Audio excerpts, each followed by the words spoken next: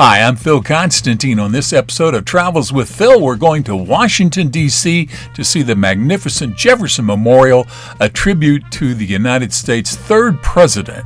It's an interesting looking building, so let's look around. Mostly round, it emulates his home, Monticello, and on four different sides you can see all the way through the building to see his statue inside. It is beautiful both day and night, so let's take a look around. We're over Washington, D.C., the Potomac River there, zooming in on the tidal basin, and that is the Jefferson Memorial. You can see it's mostly round, except for the front part facing toward the tidal basin. So let's take a look and see. And all kinds of columns around it. This is the front part facing the White House and the tidal basin. It's got a triangular shape, classic Greek structure to it. And as you can see here, if you zoom in, you can see Jefferson standing right there in the center. So let's zoom around and look at the rest of the community here. Over on the right-hand side, that's the U.S. Capitol, the little pointy thing directly underneath the L in the word Capitol. And we'll twist around back to the left here, and you can see the Washington Monument coming into view.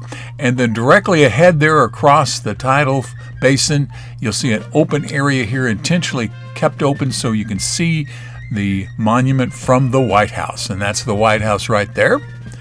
So very majestic in the distance. I've seen people actually playing baseball out there on that grassy field area, which is sort of an interesting thought. There's the monument, Washington Monument. Then off to the left, you can see the Lincoln Memorial. To the right, the Capitol, the top, the White House, and at the bottom, the Jefferson Memorial. So let's zoom back down to the tidal basin and take a look at the Jefferson Memorial.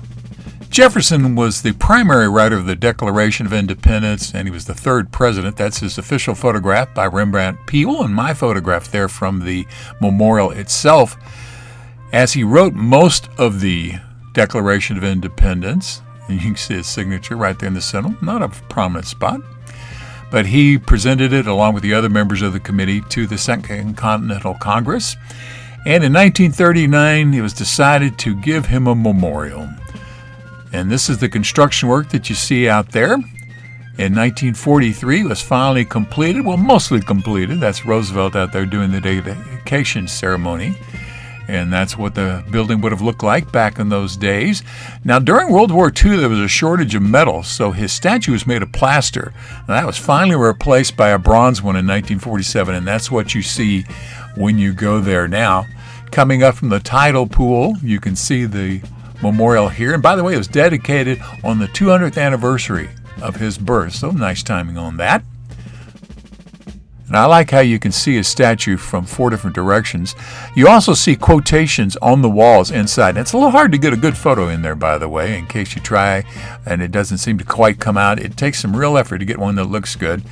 But the memorial itself does look good, and the statue looks good too. It's just hard to get a good photo. But the chamber's 165 feet across, the portico about 102 feet across. That's the part with the triangular top on it in the ancient Greek style. And the columns, there are 54 of them. Each column is 43 feet high and 5 feet 3 inches in diameter. Again, it's designed sort of to replicate what Jefferson designed at his own home, Monticello. Here are a bunch of photos that I found from a variety of sources in the Library of Congress and the National Park Service. It's right there, by the way, amongst all the cherry trees, so come cherry blossom time, just absolutely gorgeous through there. You see a lot of ceremonies there with the military and the National Park Services. And lots of folks will come by there just to take a look. Some folks will come out there to actually go bathing, get into the tidal pool. There's a beach just right around the corner from it. There's his feet, by the way. And that's his head. Again, back to that famous painting. And these are some of the designs for the building itself. But I like how you can see through it in four different directions and see the statue both to the north, south, east, and west. That was some of the Marines taking a copy of the U.S. Constitution inside. And again, some of the quotation marks or quotations they have of his there in the building. Some of the construction work is going on, and that was the cornerstone. And that's the top of the area where you see the triangular section.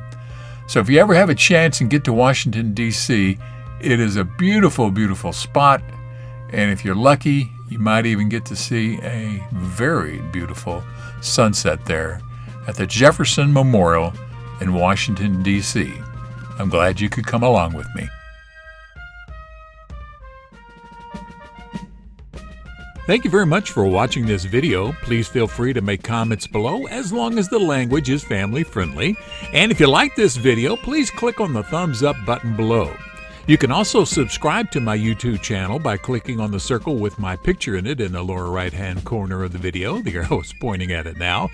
And once you have subscribed, you can be notified of when I have a new video posted by clicking on the bell icon in the description field below the video. Thanks again for watching.